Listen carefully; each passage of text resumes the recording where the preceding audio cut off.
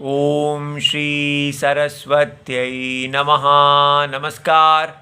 चतुश्चत्वारिंशत् अधिक चतुश्शततमी कक्षा। आज का सूत्र है भक्ष्येण मिश्रीकरणम 2135। अष्टाध्यायी जी में देखा जाता है। ये देखिए द्वितीय अध्यायः प्रथमः पादः और इसमें भक्ष्येण मिश्रीकरणम 35 सूत्र है और तृतीया यहाँ से अनुवृत्ति के रूप में आएगी और तत्पुरुष का अधिकार चल रहा है, विभाषा का भी अधिकार चल रहा है और यहाँ पहले ये चार सूत्र जो हैं ये भी अपनी अपनी अनुवृत्ति देंगे। अब यहाँ भक्षेण की तृतीया विभक्ति एक वचनम है, मिश्रीकरणम प्रथमा विभक्ति एक वचनम है और ये जो लाल से रेखा अंकित हैं ये सारे शब्द अनुवृत्ति रूप में आ रहे हैं। तो सूत्र वृत्ति बनानी है तो पहले हमें देख के ही कुछ पता चलना चाहिए जो तृतीया में है, तो उसके साथ हम कर देंगे सुपा। तो भक्ष्येण माने भक्ष्य के साथ समास होता है। किसका होता है? तो तृतीया अंतम का। जो तृतीया अंतम मिश्रीकरण है तो मिश्रीकरण शब्द तृतीया अंत का भक्षेण का के साथ समास होता है।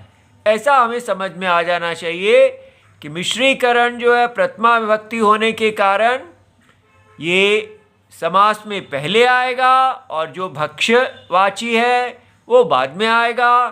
क्यों ये पहले आएगा? क्योंकि जो भी सूत्र में प्रथमा विभक्त्या निर्दिष्टम उपसर्जनम, उसकी उपसर्जन संज्ञा होती है और उपसर्जनम पूर्वम, उसको पूर्व में प्रयोग किया जाना चाहिए। ठीक है।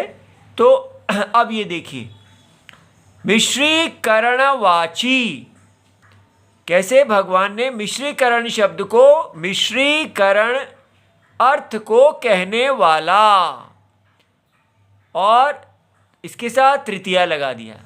तो तृतीया प्रथमा विभक्ति में तो तृतीया अंतम सुबंतम, तो यहाँ से शुभ आ गया।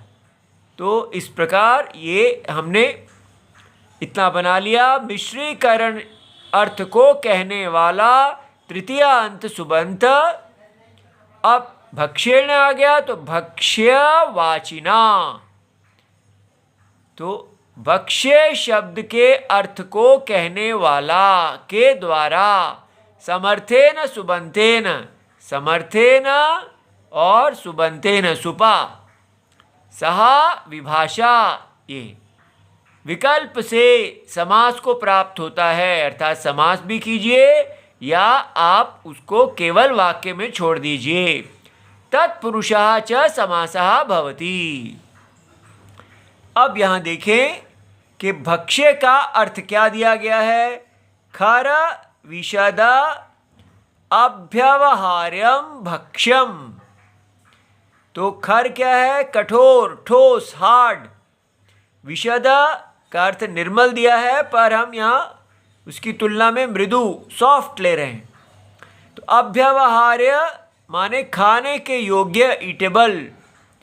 तो जो भी वस्तु चाहे वो कठोर हो या मृदु हो किंतु शास्त्र के अनुसार खाने योग्य हो, अभ्यवहार्य भक्ष्य, उसको भक्ष्य कहते हैं।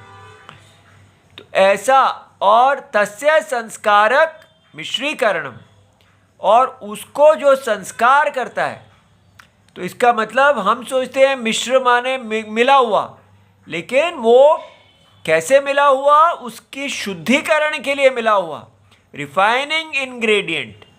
ठीक है। तो ऐसा जो रिफाइनिंग इंग्रेडिएंट है, जो चीज़ उसको शुद्ध कर रही है, उसके साथ समास होता है। ठीक है। तो अर्थात वो भक्ष्य के साथ समास को प्राप्त होता है। तो रिफाइनिंग इंग्रेडिएंट जो है मिश्रीकरणम संस्कारक प्रथमा विभक्ति में होगा। देखिए उदाहरणम, गुडेन मिश्राः धानाः। तो ये गुड़ से संस्कार के द्वारा पकाए गए जौ, यव। तो वैदिक काल में हमारे भारत में जौ का बड़ा महत्व है, यव। और यहाँ पर भी कहते हैं कि बहुत देर तक, ब्रिटिश तक भी भारत में यव ही बोए जाते थे। ये गेहूं जो है अब आया है, तो इसलिए तो गुड़े न, तो ये मिश्रा जो है धाना बन गया गुड़ धाना। तो गुड़ धाना, इसको हम गुड़ धानी भी सुनते हैं। तो ऐसा हिंदी का गाना है, वो मेघ दे पानी दे गुड़धानी दे, ठीक है। तो गुड़धानी ये है। अच्छा, फिर है गुड़ेन मिश्राः पृथुकाः, गुड़ से संस्कार के द्वारा बना चूड़ा, गुड़ पृथुकाः। Flatten past rice prepared with jaggery, माने वो पहले उसको दबा के फ्लैट कर लिया जाता है, फिर उसको सुखा लिया जाता है। ऐसा चूड़ा आपने देखा होगा।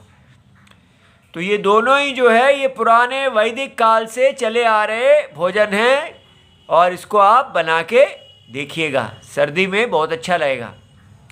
तो वृत्तौ क्रियायाः अंतर्भावात्, इसकी जो वृत्ति है, बोधक वाक्य जो है, उसमें मिश्रा शब्द बीच में आता है जो समास में नहीं है।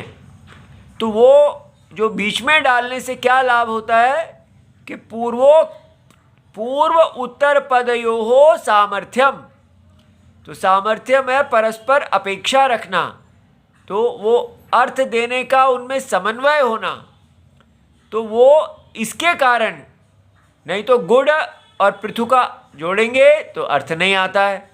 मिश्रा शब्द भी अब बीच में लगा देते हैं तो उनमें दोनों शब्दों में सामर्थ्य आ जाता है, और इसी सामर्थ्य के कारण इन दोनों में समास होता है।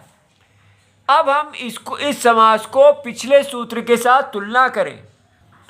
ये देखिए, कल जो हमने सूत्र किया था वो था अन्नेन व्यंजनम, और व्यंजनम का अर्थ भी संस्कारक था। और आज किया है भक्ष्येण मिश्रीकरणम। दोनों में पहले तृतीया आ रही है, लेकिन भगवान पाणिनि जी ने यहाँ दो सूत्र रखे हैं। तो ये बात समझनी है कि अन्न भी भक्ष्य है, लेकिन भगवान ने यहाँ विशेष, यहाँ पर सूत्र था दधि ओदनम, तो अन्न विशेष ओदनम ही आ रहा था, अन्न आना चाहिए था, लेकिन यहाँ पर इधर भगवान ने भक्ष्य रखा है, और इसलिए हमारे पास सूत्र है कि गुड़धाना।